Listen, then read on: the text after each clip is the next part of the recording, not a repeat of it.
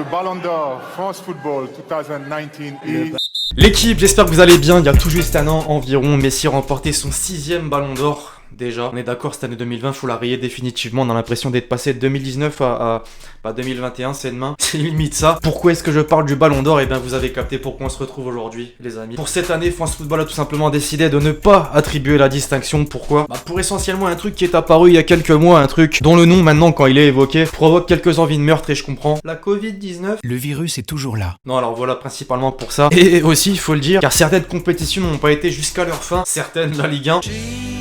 Le seul des 5 grands championnats européens qui n'a pas repris. Alors évidemment, certains méritaient totalement de remporter ce Ballon d'Or. Et donc aujourd'hui, je voulais les mettre en avant. Les amis, on va essayer de se faire le top 10 des joueurs qui auraient pu prétendre à cette distinction, en prenant donc les différents critères habituels, forcément. D'ailleurs là, dès maintenant, faites-moi votre top 10 dans les commentaires, histoire de comparer un petit peu avec le mien par la suite. En attendant, l'équipe, je vous rappelle que la vidéo du jour est sponsorisée par OneFootball, l'application numéro 1 sur toute l'actualité du foot. Gratuite, ça change pas, évidemment, et c'est dispo dans la description.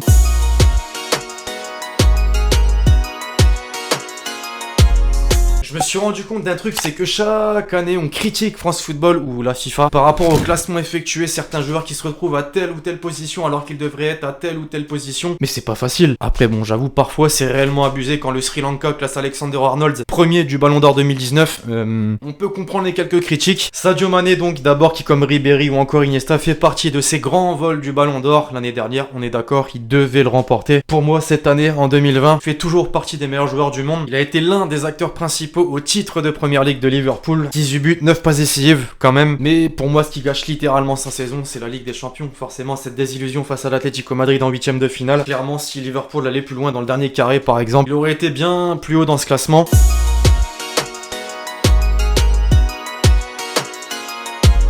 On est peut-être, je sais pas, vous de me dire, sur le premier choix discutable de cette vidéo, mais en même temps, je peux pas faire autrement. La Ligue 1 s'est subitement arrêtée lors de la 28e journée au cours de la saison dernière. Même si le PSG à 99% de probabilité aurait remporté ce championnat de France au bout des 38 journées, on peut pas prendre en compte certaines stats comme les buts, passes décisives, et c'est très important pour un joueur dans ce classement pour le Ballon d'Or justement. Neymar donc, qui a fait une belle saison, qui a emmené le PSG en finale de la Ligue des Champions, même s'il a pas forcément été ultra décisif dans le Final 8, ça reste, quoi qu'on dise, la plus belle saison du PSG. Les deux coupes remportées, le championnat, on peut pas dire qu'il soit remporté, mais allez, on l'accorde, et une finale de la Ligue des Champions, la première de l'histoire du PSG. Voilà, il aurait été logique de l'inclure dans le classement.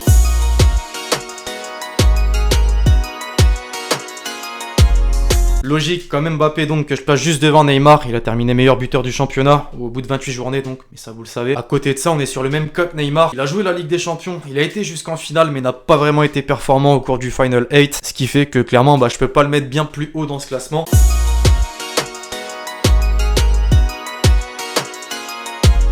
Après Mané, forcément, Mo Salah, je parlais d'acteurs principaux au titre de Liverpool en Première Ligue. Là, on est sur l'acteur principal du film. Il a inscrit 19 buts et délivré 10 passes décisives au cours de la saison dernière, en championnat précisément. Alors, il fait pas mieux que Sterling, Aubameyang, Ings et Vardy au classement des meilleurs buteurs. Mais avec Liverpool, donc, c'est le meilleur, tout simplement. Encore une fois, je vais me répéter, mais cette Ligue des Champions gâche un petit peu la donne.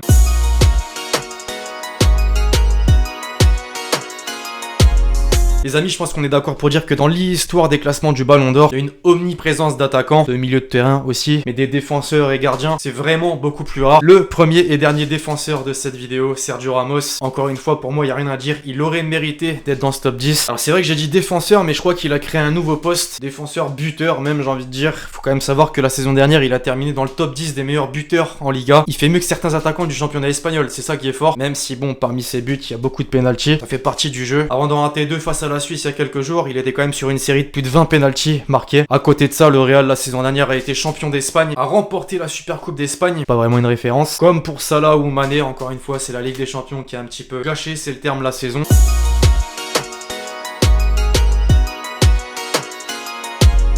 J'ai été obligé, KB9 juste après son capitaine donc. On le répète souvent, c'est vrai, mais quelle ascension fulgurante quand même Benzema. À ses débuts au Real, il était très critiqué et progressivement au fil des années, il s'est tout simplement imposé, devenu un élément indispensable. Quand Ronaldo est parti, beaucoup se sont dit ouais, il est fini. Bah non, on voit que sans Ronaldo, il est là. C'est le leader en attaque. Et pour revenir à cette année 2020 donc, avec 21 buts, il a terminé deuxième meilleur buteur du championnat derrière un certain Messi. Si prévisible, donc meilleur buteur du Real et meilleur passeur aussi. Le 5e en revanche du championnat avec un total de 8 passes décisives. La Liga, la Super Coupe d'Espagne remportée, pareil, en dehors des chiffres et du palmarès. Pour ceux qui regardent les matchs, je pense qu'on est d'accord pour dire qu'il apporte toujours. Je pense que s'il veut remporter le Ballon d'Or, bah c'est peut-être le moment. Il a peut-être déjà eu des occasions au cours de sa carrière. Il en aura peut-être d'autres, je l'espère. Et bon, c'est compliqué quand t'as deux joueurs qui viennent d'une autre planète.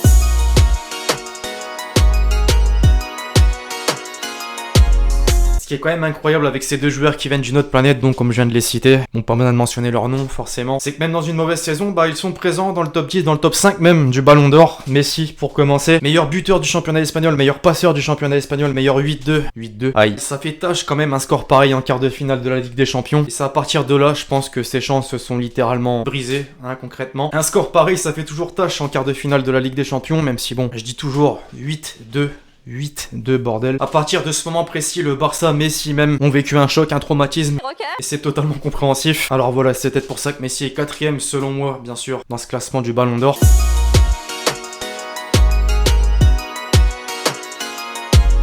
Sur la première marche du podium, le second joueur de l'autre planète, Ronaldo, forcément. On peut pas dire qu'il a fait une saison extraordinaire. N'empêche qu'il a remporté la Serie A avec la Juve, qu'il a terminé meilleur but, non, même pas meilleur buteur du championnat. Ciro Immobile avec 36 buts a fait mieux que lui et ses 31 buts. Il a tout de même, évidemment, été un élément important. La Ligue des Champions fait un peu tâche quand même. Il a fait un très mauvais match aller face à l'Olympique Lyonnais en 8ème de finale de la Ligue des Champions. Bon, avant de se rattraper au retour, le doublé, mais ça n'a pas suffi. Voilà, pour moi, Ronaldo ne pouvait pas faire mieux qu'une 3ème place.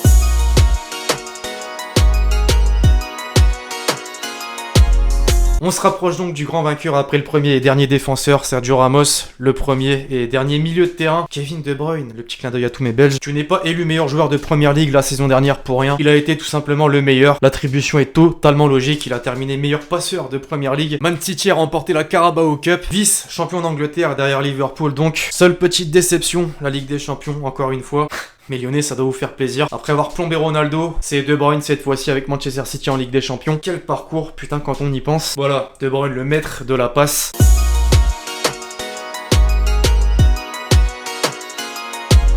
Et donc enfin, pour conclure, sans surprise, clairement, je pense que tout le monde l'aurait désigné Ballon d'Or, Lewandowski.